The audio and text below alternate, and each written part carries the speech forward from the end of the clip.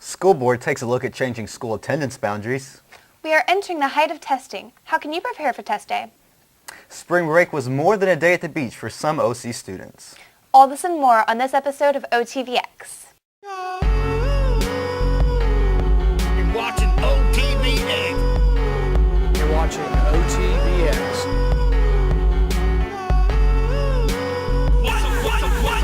What's up, Oldham County, where the funny at? You gon' make us get up early, cameras on TVX, bringing you the news and the funny all rolled into one. Tell us who your colonels is. OTVX #1, we got what you need. What you need.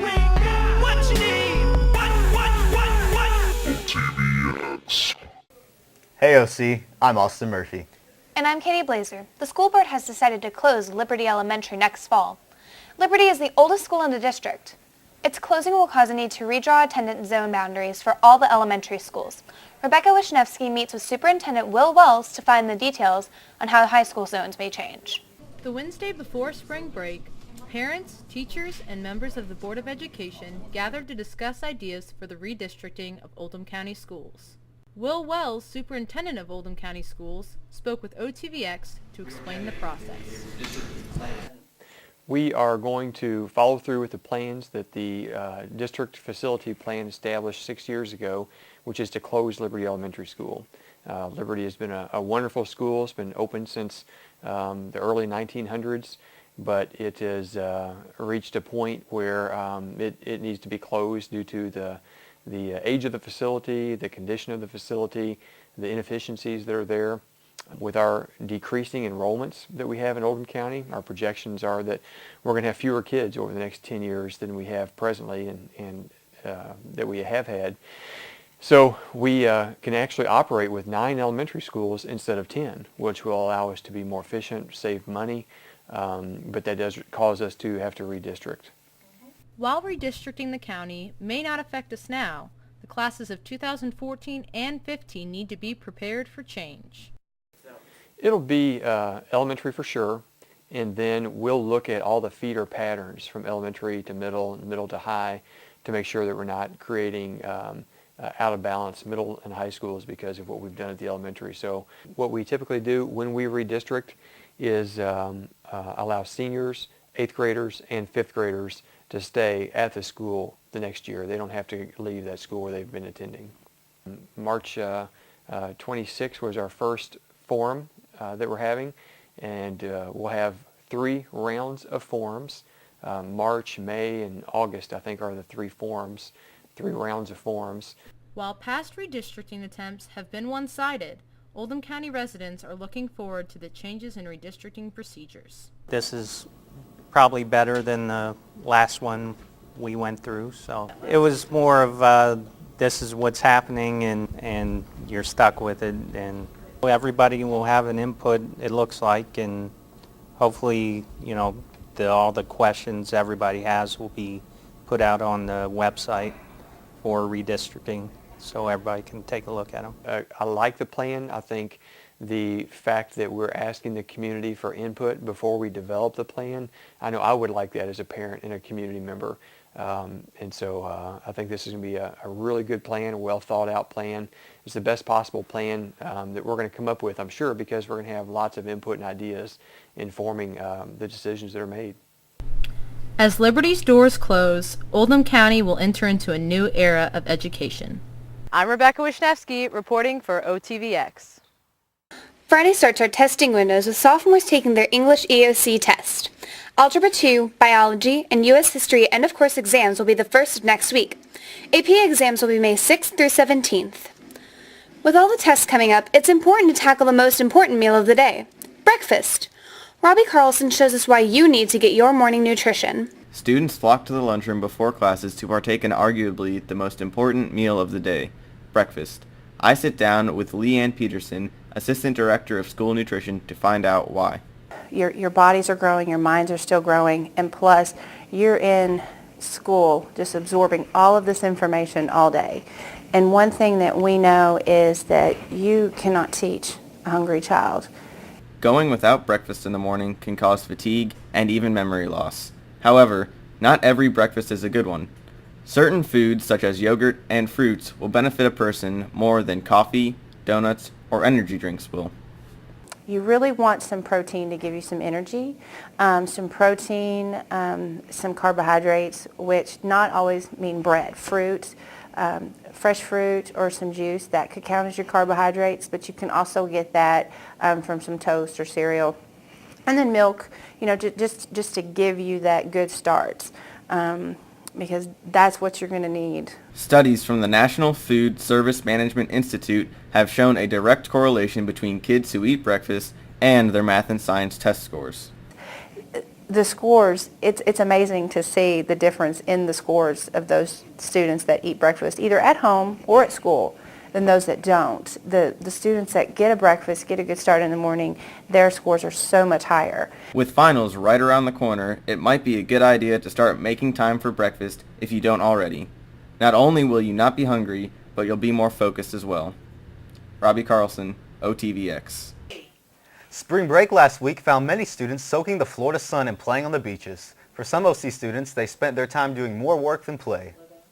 Senior Hannah Grau documents this past week where many students devoted their time building houses and painting walls for a mission trip in Joplin, Missouri. We were working in Joplin, Missouri, and that was where a really strong tornado came in of May 2011. All 4 of my high school years, I've gone on a spring break mission trip with Crestwood Baptist Church.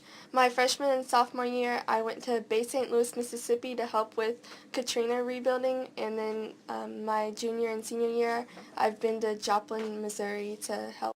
I love the beach, and I do kind of look a little bit paler than everyone else after spring break, but that's okay, because, you see people, and I'm sure they have a lot of fun at the beach, and I'm sure I'd have fun at the beach, but it's just something different, and it's something that is more meaningful for me, and I'm going to remember for the rest of my life. I went on the mission trip because I thought God was calling me to go help people that were in need. The first few days I helped a lady, and we built her a ramp because she was older. It was really hard for her to get in and out of the house. I helped measure and cut the wood and stones for the ramp and set some walking stones so she could get to her car. Talking to this old lady, her name was Robin, and she had MS, and we helped her run the house and stuff. She had a husband who divorced her because of her MS. First I was kind of sad and felt sorry for her, but then as she told her story, it made you feel good because it's not really a sad story because she's happy. We helped this one lady, Miss Nadine, and we built her a water pump house because if we didn't build it, she wouldn't have water for a while, and she doesn't really have anybody else but her dog for comfort. It meant a lot to her because when we said goodbye to her, she was crying. I went kind of to help people.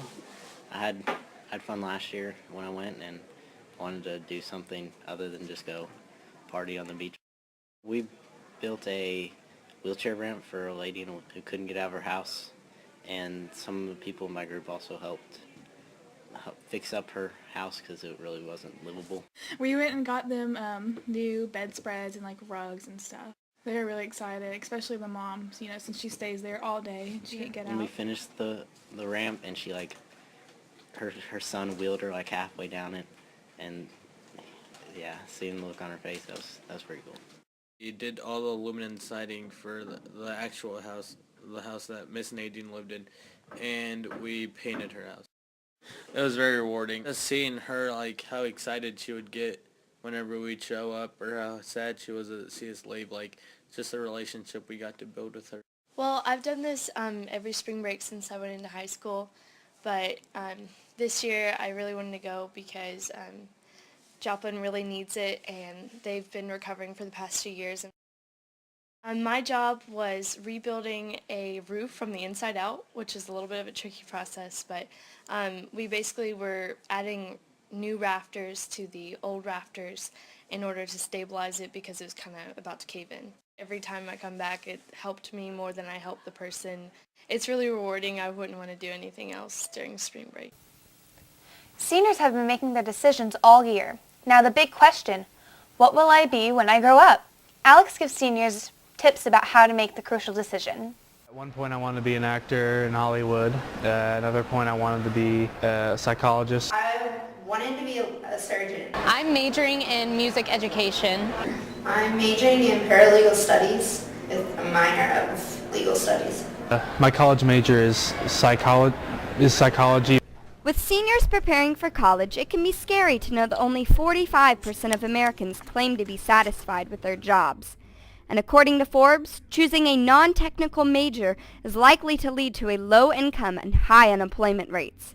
But does that mean you shouldn't choose your dream career path? I think students should choose a major that is their dream but also could pay them back one day. I feel like if you don't choose your dream job, then you're going to hate working for the rest of your life. If you don't love what you're doing, then what's the point? Money is important, but you want to make sure that you're doing the job you want to do, most of all. Luckily, since 80% of incoming freshmen have not declared a major and 50% of students change their major throughout college, you still have plenty of time to make your college and career decisions. As you may know, a big headline this past week was the Cardinals winning the 2013 NCAA National Championship in Atlanta, Georgia. The city of Louisville showed its pride as it welcomed home their champions with a celebration at the KFC's Yum Center. Sports reporter Tyler Anderson was right in the middle of all the action to give us an inside look. Thousands of people from the Louisville area joined together at the KFC Yum Center on Wednesday, April the 10th, 2013 for one goal and one goal only, to celebrate the national champion and women's runner-up Louisville Cardinals. Let's take a look into what they had to say. I haven't been to Louisville very long, but I've been here for 2 years, and all we know is Louisville and Final Fours. So love you guys. Thank you very much. After an upsetting end to the Lady Cardinals season, it still has them hungry for more. We're going to work hard this summer for you all, and we'll be back in that national championship next year. Aside from the program, cries for junior Russ Smith began. And as far as myself, I just want to say thank you guys for a tremendous 3 years here. And I'll never forget this place, and I love you guys all. Senior Peyton Siva, after multiple tournament appearances, was finally able to grasp the national championship. I'm happy to go out my 4 years with a championship, national championship. And I'm happy to bring it back to Louisville. After the Cardinals won the championship, Coach Pitino faced a question. Jordan, such a right before the championship game, said, Coach, if we win this tonight, I've got calls from all the late shows, morning shows. You can do whatever you want and they'll fly you free. I said, just fly me to New Orleans. I want to see a great basketball team. After a 5 overtime loss to Notre Dame, Coach Pitino organized a new list of goals for the team. I said, yeah, we've got a new set of goals. And I told it to the team that afternoon. I said, we're going to win our next 7. We're going to win the last Big East tournament ever played in Madison Square Garden.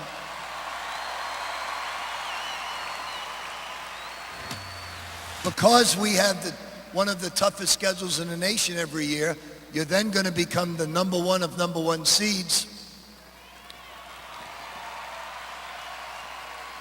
Then we're going to move on to our second Final Four, only we're not going to cut down the nets along the way, not until we win the national championship. Louisville completes the emotional journey to the championship.